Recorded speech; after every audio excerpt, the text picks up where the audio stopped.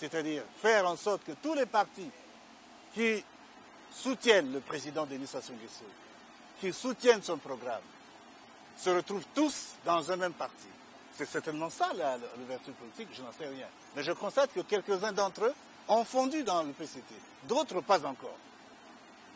Ou alors, est-ce que l'ouverture politique pourrait être vécue, puisqu'ils sont un parti au pouvoir, une manière de gérer le pays autrement? De considérer que le pays est un bien commun. Que le pays, donc, pour se construire, a besoin de toutes les forces de ce pays, tous ses fils, de toutes les capacités de ce fils. Et que par conséquent, de gérer le pays de manière un peu plus juste, un peu plus équilibrée, en tenant compte de toutes les possibilités, de toutes les potentialités en termes de cadre, de matière grise, de valeurs qui existent. Est-ce que c'est cela? Je n'en sais rien. Nous allons voir comment le parti va, le PCT, puisqu'ils ont le pouvoir, va gérer le pays après son congrès. Est-ce que ses méthodes, sa façon de faire, ses approches au plan politique, parce qu'il y a de nombreuses questions politiques. Par exemple, je prends la question de la réconciliation nationale. Après la guerre. Moi, je considère, par exemple, que c'est resté un dossier entier. Mais c'est resté un dossier entier, mais vous êtes revenu, vous êtes en exil. Vous êtes revenu. La femme de votre président charismatique, il vient, il dîne avec Denis Sassou Nguesso. Mais si vous voyez que c'est ça la réconciliation, c'est beaucoup plus que ça. C'est peut-être des signes, si vous voulez, mais je suis revenu. Selon vous, la réconciliation devait commencer comment? La réconciliation, ça renferme beaucoup de choses à la fois. Oui, comme quoi par C'est un état d'esprit. Oui. C'est l'acceptation des autres. Mais les vainqueurs, comme vous avez dit, de la guerre de 97, ils vous acceptent, vous êtes là. Vous vous exprimez, vous êtes là. Et pourquoi? Qu'est-ce que vous voulez de plus? Il ne s'agit pas de cela, parce que de toute façon... Et même la femme de votre président charismatique, il vient, il habite chez Denis Sassou Nguesso. Ils font la fête nationale ensemble. Quelle sorte de réconciliation vous voulez encore? Je crois que la réconciliation pour un pays post-conflit comme nous, c'est bien autre chose que ce que vous êtes en train de dire. Il ne faut pas que l'on ne regarde que cette forme, c'est l'apparence. La réconciliation, c'est quand même se dire ce pays a connu un choc important. Et que les esprits ont été touchés. Et que par conséquent, il faut mener une politique qui fasse en sorte que tous les fils de ce pays, qu'il y ait une espèce de justice entre tous les fils de ce pays. Je ne veux pas rentrer dans les détails pour vous parler de comment les cadres sont utilisés dans ce pays, quel est le traitement qui est réservé aux cadres qui appartiennent à l'UPADES. Dites-nous, parce que c'est une occasion et les gens veulent savoir. Donc, vous venez nous dire que ce qui se passe là, c'est vraiment un truc de façade. Donc, le pouvoir en place n'est pas honnête. Mais non, je n'ai pas jugé que ça... Vous êtes revenu du pays, vous êtes en exil. Non, mais revenir en exil... Tati Mabiala aussi était en exil. Oui. Il est revenu. Oui. Madame Lissouba. Vous insistez là-dessus, mais ce n'est pas une affaire de retour en exil. Parce que c'est une image, monsieur Mukwege, le monsieur qui n'est pas congolais, qui est de l'autre côté, qui voit que vous vous êtes battu. 14 ans plus tard, on vous retrouve tous ici. Et vous dites que vous voulez encore une réconciliation, il ne comprend pas. Dites-nous ce qui ne se passe pas. D'abord, je voudrais dire la chose suivante. Oui. Il y a toujours un temps pour se battre. Oui. Il y a un temps pour se réconcilier. Oui. Ce pays a connu une série de guerres. Exactement. Il y a un pouvoir qui a gagné, ils se sont installés. Oui. Il fallait bien qu'un jour, lorsque nous sommes allés en exil, il n'a pas été dit que nous quittions définitivement notre pays parce qu'il n'appartient pas. Ce pays n'appartient pas à ceux qui dirigent le pays aujourd'hui. C'est notre pays. Oui, nous n'avions même pas besoin de leur permission pour rentrer au Congo. Mais vous savez, dans d'autres cieux, quand le vainqueur gagne, il n'accepte pas que les vaincus reviennent. Mais vous savez très bien que c'est condamnable, que ce n'est pas une bonne chose. Ce n'est pas une bonne chose. Et c'est ça qui aggrave les conflits en Afrique. Exactement. Voilà. Donc on ne peut pas considérer quelque chose de normal comme une faveur que l'on ferait. Non, ce n'est pas une faveur. Mais voilà. Mais est-ce que vous ne voyez pas que dans ce pouvoir qui a gagné, c'était une guerre, hein, il y a toujours un vainqueur et un vaincu. Oui. Il a quand même accepté que vous revenez. Et maintenant, vous n'êtes pas toujours capable de me dire que M. Smith, le problème de réconciliation n'a pas été fait parce qu'il y a ça qui manque, il y a ça qui manque. Dites-le, c'est une occasion. Mais moi, je vous ai dit la chose suivante. Oui. Se réconcilier commence par s'accepter. Oui. c'est à la fois une question extérieure, une question intérieure. Ça se passe parfois dans le cœur. Vous savez, les guerres ont entraîné beaucoup de conséquences ici. Au moment où je vous parle là, nombreux de ceux qui nous écoutent subissent encore les conséquences de cette guerre-là. Ont perdu des parents, de nombreux parents, oui. Ont perdu des biens matériels. Il y en a qui ne se retrouveront plus jamais. D'accord.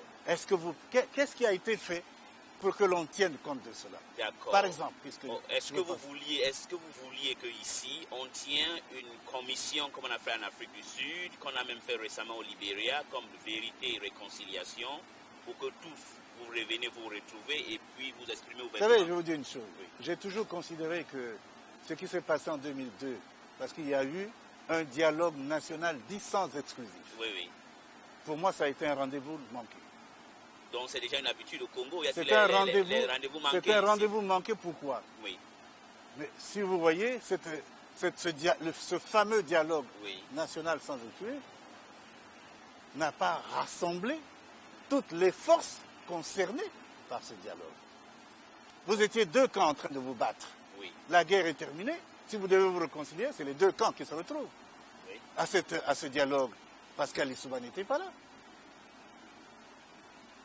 Bernard Kolela n'était pas là.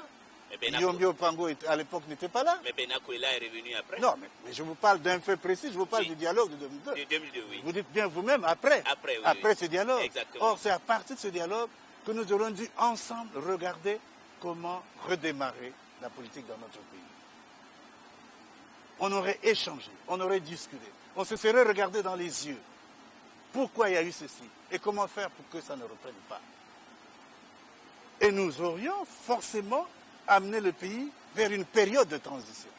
Forcément, comme ça se passe sous d'autres cieux. Il n'y a rien de nouveau. Une période de transition où il y aurait comme une espèce de gestion consensuelle du pays. Et ensuite, on pourrait par la suite organiser les élections de manière démocratique. Ce n'est pas le cas. Et nous le sentons jusqu'à maintenant. Vous savez très bien ici que dans notre pays, les élections sont organisées par le pouvoir en place. Mais vous participez quand même à ces élections. Mais c'est pas parce que nous participons que nous disons que les élections sont bien organisées, M. Smith. Donc les élections ici ne sont pas bien organisées. Mais vous le savez. Et si c'était bien organisé, est-ce que vous pouviez gagner mieux? Est-il nécessaire de vous rappeler, si nous parlons de la sociologie politique de ce pays, puisque nous en sommes encore là, c'est l'Afrique. C'est l'Afrique, oui. Voyez-vous, nous en sommes encore là. Et quand vous dites la sociologie, qu'est-ce que vous voulez dire précisément? Mais je veux dire qu'aujourd'hui, les électeurs, les citoyens, ne votent pas toujours selon les programmes. Ce stade actuel se trouve dans nos pays africains. Exactement. C'est une vérité de la palisse. Oui, vous voulez donc parler. La dimension subjective joue encore énormément. Énormément, j'accepte. Mais comment allez-vous gagner, même si c'est un truc régional, subjectif, comme vous le dites, comme ça se fait dans tous les pays en Afrique, il n'y a pas d'exception, gagner quand vous êtes toujours en train de vous battre? VTT se bat avec vous dans les médias. Aujourd'hui, dans le quotidien que j'ai avec moi ici, le Fanion.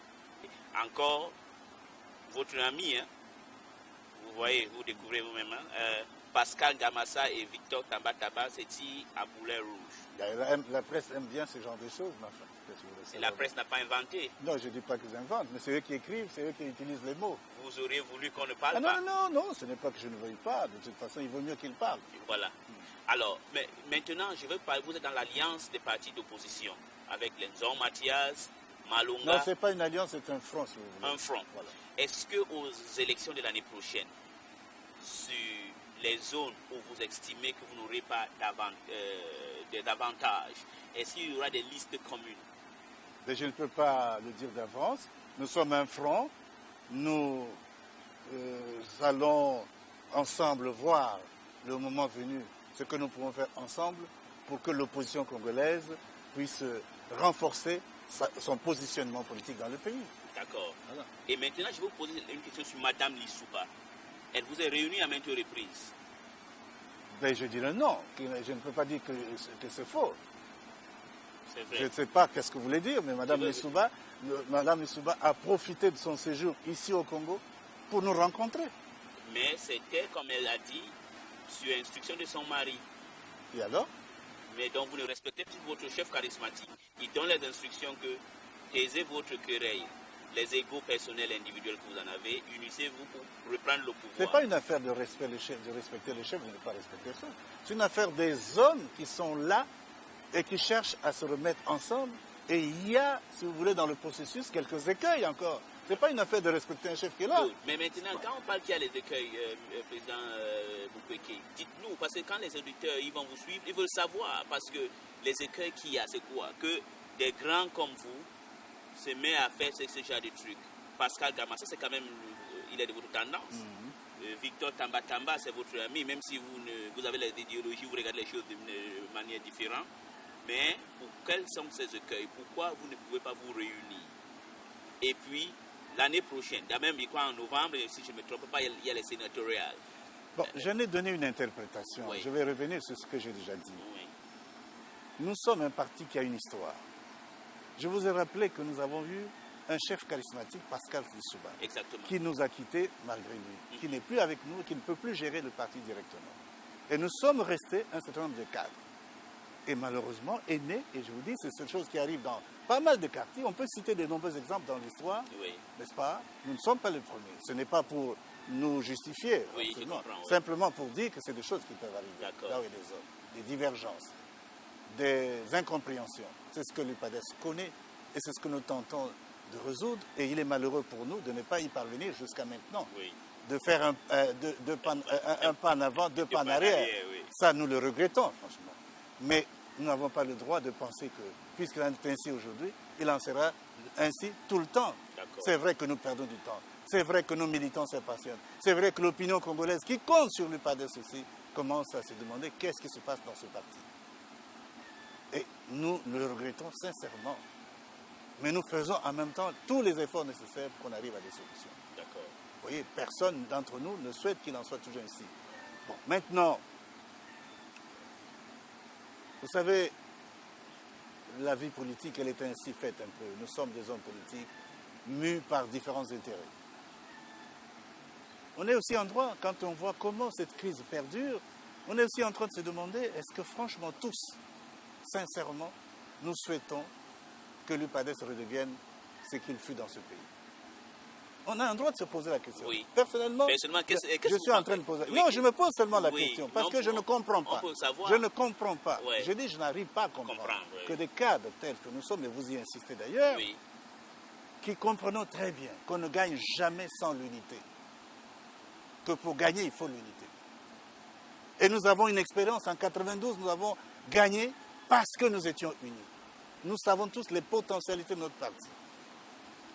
Et que de toute façon, si nous restons divisés, si nous faisons deux groupes, deux camps, deux partis, ben, nous irons tous chacun au pied du mur. On le sait. Et pourtant, nous continuons à tergiverser, nous continuons à traîner, à ne pas trouver de solution. Alors quand on est face à ça, parce que je n'ai pas l'intention d'accuser qui que ce soit, il ne s'agit pas d'un tribunal, Oui. mais de se demander quand même, est-ce qu'effectivement, nous sommes tous prêts à aller cette unité? Est-ce qu'on y vient franchement pour construire l'UPADES? Ou est-ce qu'on y vient pour d'autres causes, pour d'autres raisons, pour essayer de retarder le processus de réunification? On est en droit de se poser cette question. Moi, je suis en train de me poser cette question. D'accord. Mais je ne rentrerai pas en détail. Il n'y a que le cours de l'histoire qui nous permettra de mieux comprendre la suite. Et je veux maintenant vous poser une autre question sur la gestion du pays.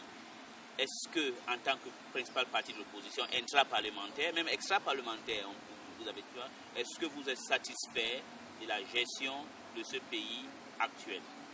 Satisfait de la gestion du pays tel que se passe aujourd'hui. Parce que je suis convaincu qu'on peut faire autrement, qu'on peut gouverner autrement, on peut gérer le pays autrement, mieux que ce qui se passe aujourd'hui. Vous savez, nous venons de passer 50 ans. Pour certains,